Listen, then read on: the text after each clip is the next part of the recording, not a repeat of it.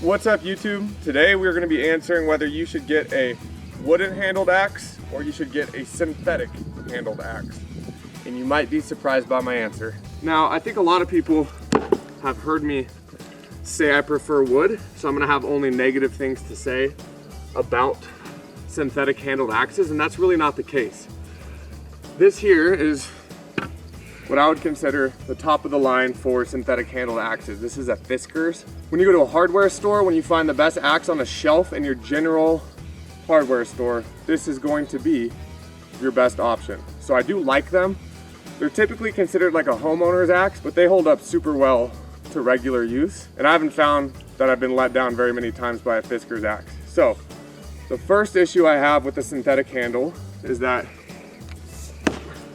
there is so much play in that handle. You can see how much it wants to bend. That energy transfer is going to be passed into your arms, to your wrists, to your shoulders, all the way up your joints. And all of that energy is not going to be focused directly into the tip of your blade. So that's a drawback, because I like that extra rigidity you get with wood. It's going to be sent directly into the log that you're trying to split. So I'm not a huge fan of synthetic handles for that reason. That's my number one gripe. Now, number two, you're not going to be able to hang a new axe head or this axe head on a new handle. Either way, you're not going to be able to do that. This is it. When this thing breaks, it's toast, it's trash. Good news is they have good warranties, but I can't say that about all synthetic, handles. So, in the big picture, this is not going to be likely passed down to anyone in your family. You're not going to be preserving this blade for, generations to come.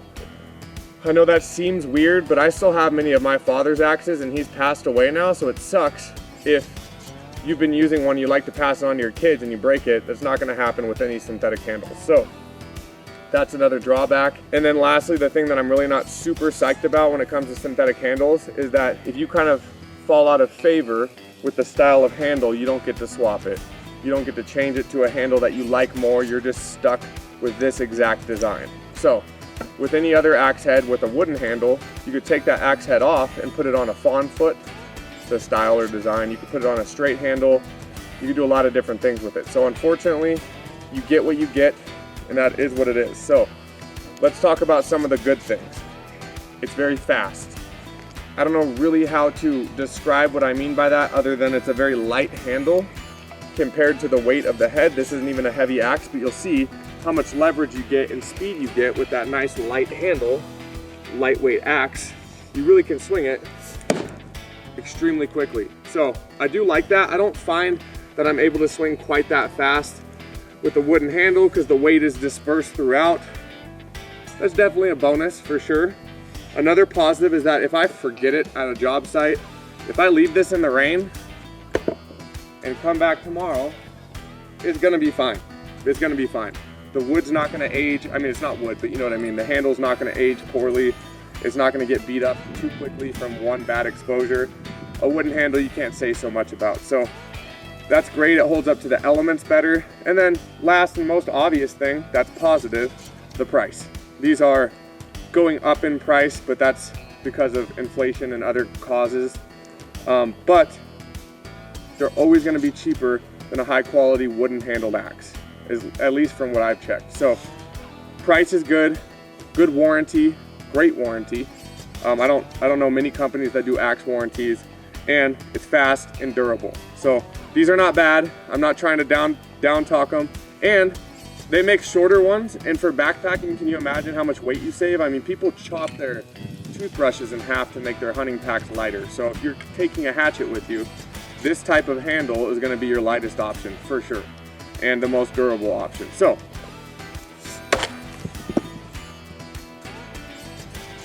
the Fiskars axe, good, not my favorite, but a great example of a good synthetic handled axe.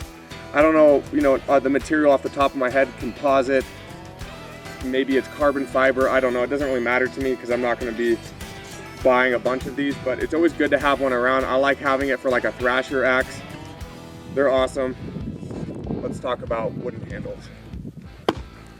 Got to do it on a fresh piece of wood, got to keep it fair. Now this is a dry piece of oak. It's wet, like water wet, but it's not green, so it's probably not gonna stick in there, but I'm hoping it'll stick in there for us, just for the sake of the video. Okay, well. Wooden handle axes, they're awesome. This is a Gransfors Brook. It is expensive. Expensive, expensive, expensive. You can resurface it and change the color of the handle. You can change the handle length and shape by buying a different handle and hanging the original axe head on a different handle. But the price, it's expensive. I mean, they're handmade, they have warranties. This is like the top of the line wooden handled axe, so you could get one in the middle. But you're hoping that if you like it enough, if you use it often, if you're an axe nerd like me, one day you can pass it on. Someone could be like, oh, I remember that was Grandpa's axe. You could put it on a wall as a decoration when people are done burning firewood for the rest of eternity. At least they could talk about when people used to do that. But it's flexible in the sense that you can change the handle out and hang this head on a multitude of different shaped handles, so that's good. Another thing that you notice, and I can't really show you because this thing does not want to get stuck in wood. There we go, okay. So, I mean, I'm cranking on it pretty good, and you're not getting a lot of play without my hand moving here. So that extra added rigidity is going to be transferred into the split.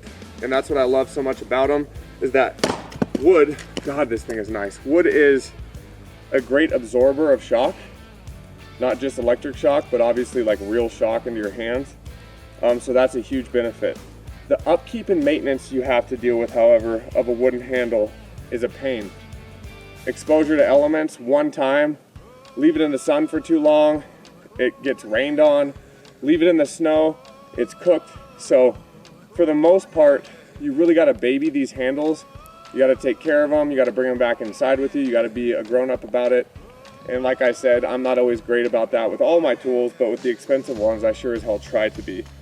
Now, does the price counteract how much better it is at performing than, say, the Fiskars axe? I'm not convinced. I'm not convinced. And I know you're gonna look at me and be like, well then, why would you ever buy expensive axes? I think you get to a certain point where anything that you do, you want the nicest version of something. So if it's like a 2% difference, I'm gonna take that 2% difference and pay for it because I want the top of the line version of whatever I'm doing. I don't foresee a reason why a homeowner who just chops wood for outdoor fire pits when they have a couple of friends over needs to spend that much money on an axe. But if it seems worth it to you to have a nicer tool, get the nicer tool. As time goes on and things get cheaper, things get less handmade, things get less personal touch on them from a craftsman, I start to think that I have more and more of an affinity for tools and items like these because they mean more to me, and it's nice to know that another human built it, I'm holding it, etc. I do have the capacity to build and make my own axes, but I just like that people who have been doing it for centuries are still doing it and doing it this well. So let's get to the bottom of this answer to save us a little bit of time. And how about one more comparison split? First, the Fiskars. You guys can see them both comparisons side by side.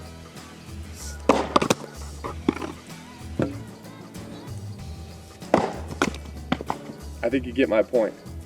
You can do absolutely almost the same thing with either tool. So the final answer is base it on how often you're going to be using them and how important it is for you to have an expensive tool. That's it. At the end of the day, you could probably buy 3 of these for the price of 1 of these. So that would last you quite a while. But just ask yourself, do you like your tools to be handmade, pretty, exciting, keeps you interested in the things you're doing? Or do you just want it to be efficient, quick,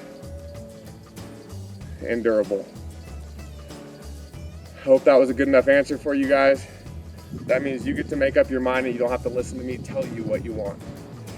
Have an amazing day. I'll see you on the next one.